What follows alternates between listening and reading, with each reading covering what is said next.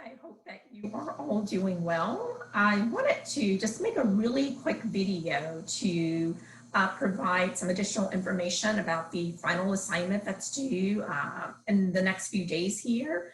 I did record the open session from earlier this week, but I wanted to include a little more detail, a little more information in terms of what's going to be required of this assignment. So instead of posting the recording from the open session, I just decided to put something together really, really quick for you guys so that I can answer any questions that you might have. I might be able to quell some anxiety that you may be experiencing associated with this assignment and so on and so forth. But before we dive into that, I really just want to pause and give you guys kudos for getting this far in the semester. I know that research and statistics in and of itself can be a bit daunting, but then having to do that online makes it even more so. So I am excited that you guys have made it to this point. I am really excited about the work that you've done so far. I want to point out that you guys are excellent writers, and I am so excited about that. It's definitely made my life a little bit easier, especially now as soon as I finish this video, I'm going to sit down to grade your last assignments here that you submitted. But again, kudos to you guys. It has definitely been a pleasure in meeting with those of you who've shown up for the open sessions. And for those of you who haven't, I still feel like I have a little connection to you because I've read through your work. And I'm definitely looking forward to how creative you guys have been in your final assignments. So let's dig in here. I have a really short PowerPoint that I'm going to share with you guys so we can walk through this here. So we're going to start from the beginning here. Let's see if I can get this going. All right, there we go. So again, all of this information can be found. Just my computer here a little bit. All of this information can be found in your syllabus. But again, I'm going to provide just a little more detail here for you guys so I can, again, answer any questions that you may have. And again, after reviewing this, this video and looking through this PowerPoint, if you still have questions, if you still have concerns, please reach out to me. We can schedule a time to meet via Zoom, or we can email back and forth and do a phone call, whatever works best for you. I want to make sure that you guys have everything you need so that you can be successful in this final assignment, okay? So the first thing I want to start with is the lit review. I know this is not noted on the syllabus, but I would like for you guys to include a 2 to 3 paragraph lit review for this assignment. I've had questions from students asking whether or not the lit review that you guys did for this class can be used for this assignment, and the answer to that is yes. So if you wrote something in your lit review that you're planning to continue to focus on in your final assignment, you can use that. What I'm asking you to do is that you pull that down, you make it nice and succinct so that it's only 2 to 3 paragraphs. Again, I'm not asking you to do an extensive lit review for this assignment. Again, I'm just wanting to know that you understand what a manuscript should look like. So again, we're not preparing anything that's going to be submitted for publication. But again, understanding what each component, what each section of a manuscript might look like is what I'm going for here. So again, 2 to 3 paragraphs, nothing more than that. Okay. The next section of the final assignment will be the discussion of your participants. So any research article that you read for this class or for any other class where you're doing a lit review or an article review or something like that has a section that talks specifically about the participants. And there is nothing fancy that needs to go on in this section, guys. All you're giving me is the demographic information of the folks who participated in your study. So that can include information about the age or the age range, maybe the mean age of the participants in your study. You may report other demographic information such as gender, ethnicity, socioeconomic status, sexual orientation, so on and so forth. So this is really and truly going to look like what your study is focused on. So if you are focused only on women, then in the participant section, you'll note that 100% of your participants were women, and so on and so forth. So again, a brief paragraph here just explaining who these folks are. But understand, you are making up this data. So your participant section can look however you need it to look. So do not stress about this piece, okay?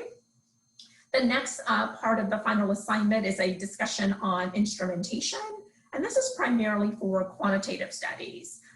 So I always use the example of depression. So if you're planning to measure depression in some way in your study, you may use the Beck Depression Inventory. So in this, you're basically describing what this instrument is, and you are also giving me information about the validity and reliability of that particular instrument. Validity and reliability is especially important to know because you want to make sure that you are using instruments that are sound. So if you do go on to write up something that you're going to publish, or if you're looking at going into PhD programs and that sort of thing and doing research there, you want to make sure that you always search for things, like I said, again, that are solid, that have really good validity and reliability scores. So again, the Beck Depression Inventory is one that meets that particular criteria.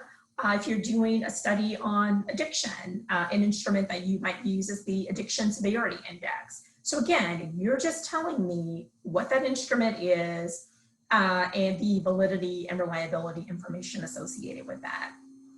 You should not have any major difficulty finding this information about a particular assessment or instrument. I'm sure you can do a really quick Google search.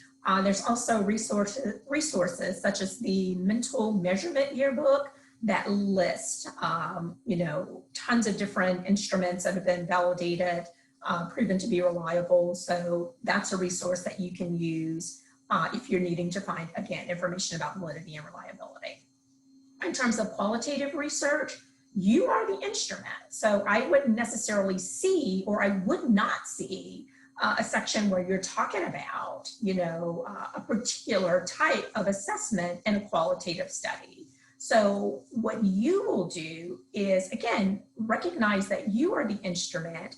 And in that, I want you to describe any experience that you may have had with this population. So I am doing a qualitative research project now where we are tracking individuals who are transitioning from opioid-based medications to treat chronic pain conditions to CBD and medical marijuana. So there's no particular assessment that I'm using to track this. I'm the instrument. So I talk about my past work, my past experience, and working with individuals with chronic pain issues and working with individuals who have used opioids as a way to manage pain, and talking about my experience and working with folks who use CBD or medical marijuana. So again, just looking at a couple of paragraphs here. So right now, guys, we're up to maybe 5-6 paragraphs of your study here. For your instrumentation piece, again, you may choose to do a study where you're looking at several different factors. So let's say you're looking at depression, anxiety, and post-traumatic stress disorder. So again, just a really brief blurb about each of those assessments, what they do, how valid they are, and how reliable they are, okay? So easy peasy so far? Yes, right. All right, let's go to the next slide, right? So the next piece of the assignment is your design. Again, nothing more than a paragraph here. If you're doing a quantitative design, you may tell me that you're doing a correlational study where you're kind of comparing and contrasting a couple of groups. You may do a t-test, right, where you're comparing 2 groups. You may do an ANOVA where you're comparing 3 or more groups. So this really and truly is going to depend upon what it is that you're creating for your assignment and what it is that you're wanting to do. For a qualitative study, you're basically just telling me whether or not you're doing a phenomenological study, grounded theory, and so on and so forth. So again, nothing more than a paragraph here, and that can be a really short paragraph, okay? The next piece is your procedure section. So if you're doing a quantitative design, I want you to tell me about your sampling. Was it random sampling? Was it stratified sampling, convenient sampling, snowball, and so on and so forth? And I want you to tell me why you chose that particular type of sampling. If it was convenient sampling, you know, if you have a captive audience, I know a lot of folks do research with introductory psychology classes because there's usually 100+ folks in those classes. So, and if that's your reason for choosing that particular group, that's perfectly okay. But again, just provide a sentence or two as to what type of sampling you're doing and why you chose that particular type of sampling, okay? The next piece of that is discussing internal and external threats to validity.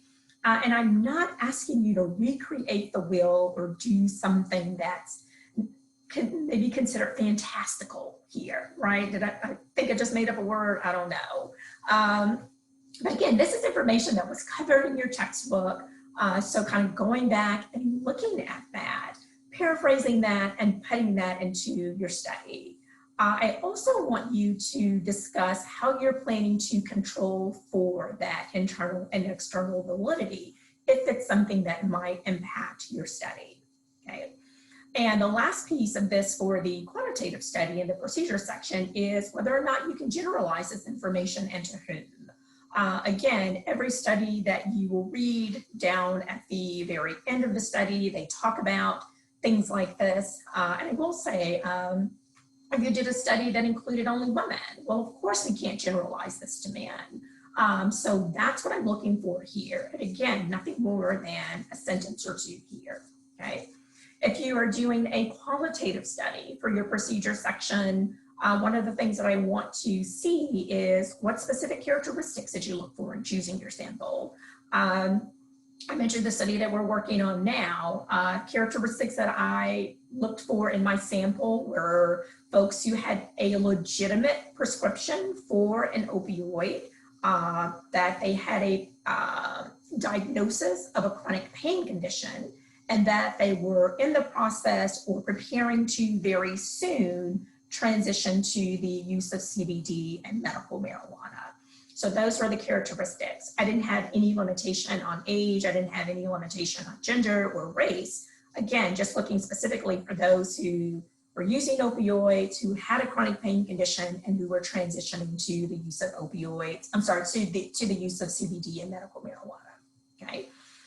Qualitative researchers, I also want you to include 5 to 10 open-ended research questions. And I also want you to talk about how you will ensure trustworthiness. So in the last few chapters of your book, when we were talking about qualitative research, trustworthiness is one of those things that kept coming up. And again, because you are the instrument, because you're viewing this through your lens, your knowledge, your understanding of whatever it is that you're researching, we need to know that you put into place some things that's going to ensure that we can trust the outcomes of your research. So that's what I'm looking for here. So we've added maybe a few more paragraphs here to your study, right? Still rocking and rolling, we're still good to go. All right. So then the next few pieces here is your data analysis. So again, we've already talked about the type of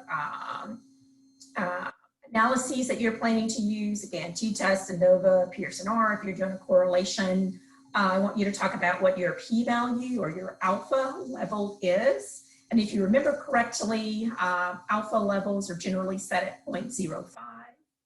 And I want you to tell me whether or not your made-up results are significant or not, and what this means.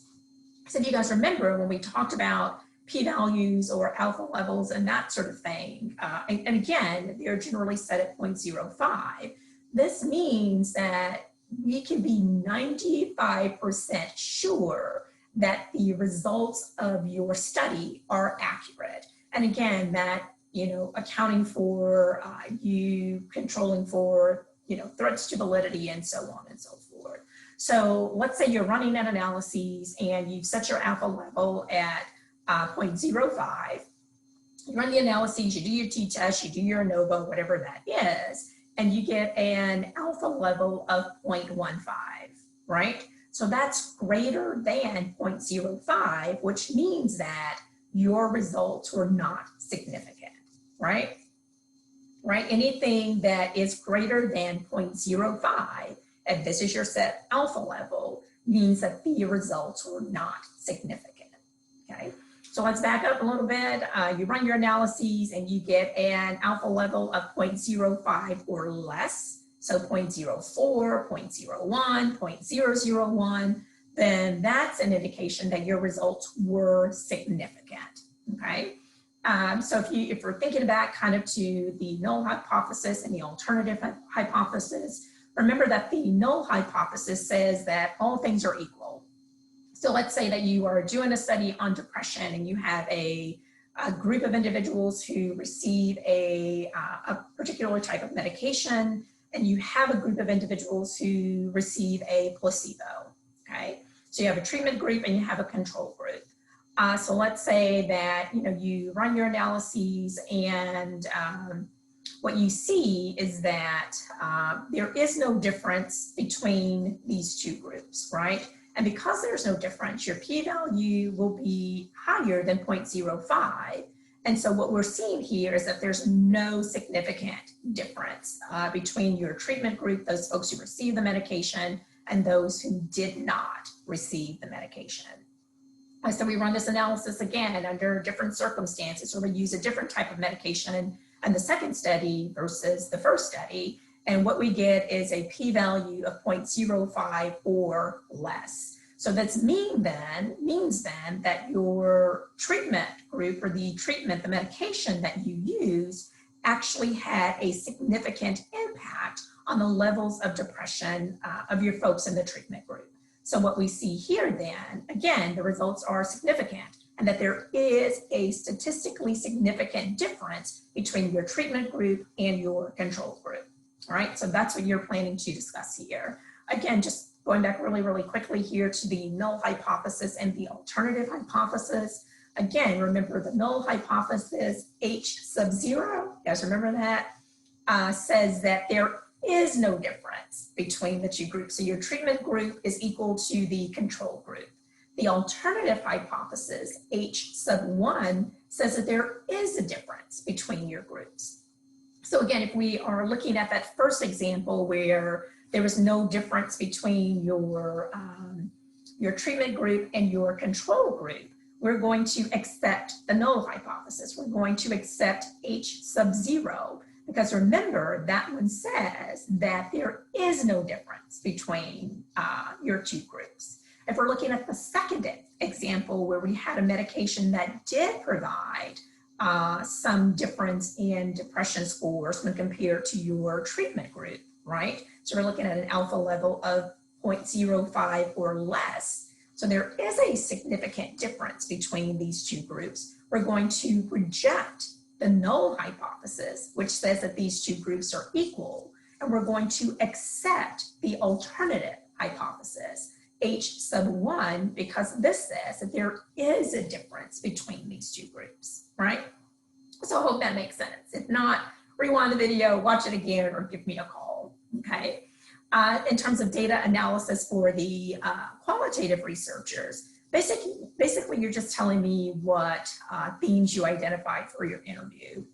So back to the example of the project that I'm working on now. After doing so many interviews, there should be themes that start to emerge as a result of what you're hearing, what your participants are talking about, and so on and so forth. So one of the things that we've noted so far in our early analysis of the data is that all of these folks talk about a drastic improvement in the overall quality of their lives. They're saying that they're able to, once they make this transition to CBD and medical marijuana, they have more energy, so they can get up off the couch and engage more with their kids. They can participate in leisure activities. So that's a theme that we're planning to discuss in our study. So that's what I'm looking for with your qualitative with the qualitative researchers. And again, remember, you are making up this data, so you can have it say whatever you want it to say. Like there's no right way, there's no wrong way. So if you set up your data, if you're doing a qualitative analysis and you set up your data so that it pans out that there is no significant difference, that's fine. And I do not care about that. Again, I'm just wanting to see whether or not you understand what each step of the research process is like. If you create data and you run an analysis and you find that there is a significant difference, that's perfectly okay too. Again, there's no dog in the race here.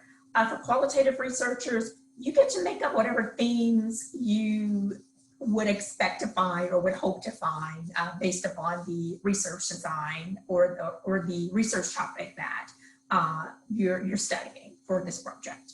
All right. The next piece of that is your references. Again, I've been really impressed with your writing. I've been really impressed with your APA formatting. So I expect to see a continuation of that. I will say, again, double, triple check your references, make sure that they're in APA format. Also throughout the body of your paper, make sure you're doing in-text citations correctly and so on and so forth. For this assignment, no abstract is required. So skip that piece, I don't need that piece. And the last thing here is the due date. So this assignment will be due at 11:59 on Wednesday, November 18th. So you have a few days to get this done, get it written and get it in because our semester ends on December 20th. So I want to make sure that I have those in on time so that I can get them graded and get final grades posted for you guys. Shortly after the semester ends, all right? So those are my comments and a few more specifics in terms of what this assignment should look like, what I'm looking for. Again, if there are still some questions that were not answered in my covering each of the different components, again, please reach out to me. Please let me know. I want to make sure that you guys are positioned to do a great job on this assignment. I want to see you continue through in terms of success here. So again, I hope this helps. If not, again, reach out, let me know. All right, so if there's nothing else, or at least I don't have anything else for you guys right now, I'm going to let you go and get back to your day. All right, see you soon. Bye.